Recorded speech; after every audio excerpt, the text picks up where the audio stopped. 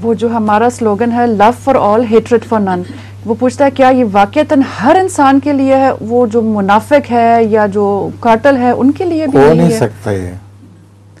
हज़रत खलीफा मसीह सालिस ने स्लोगन बनाया था love for all hatred for none, ये अफ्रीका में जाके कहा था। तो ये कहना चाहते थे कि हमें कालों से कोई नफ़रत नहीं है, हम उनसे भी मोहब्बत करते हैं। ये अमूमी बात थी। ये कहना कि नफ़रत नहीं हो सकती, कुरान करीम में तो इसका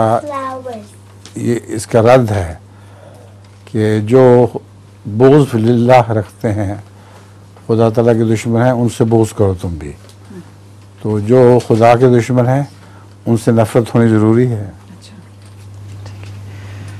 वो हजूर मैं कुछ पूछ सकती हूँ, क्योंकि वो अक्सर कहते हैं ना कि अपनी एनिमीज़ को भी प्यार कर लो, तो अपने दुश्मन से भी वो और प्यार बात कर है। लो। एनिमी को प्यार करना और बात है।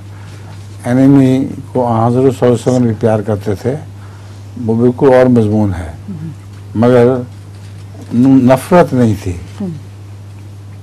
एनिमी को प्यार तो करते थे, मगर उनको उनसे मैं ये कहना चाहता हूँ कि उनसे बोझ नहीं रखते थे।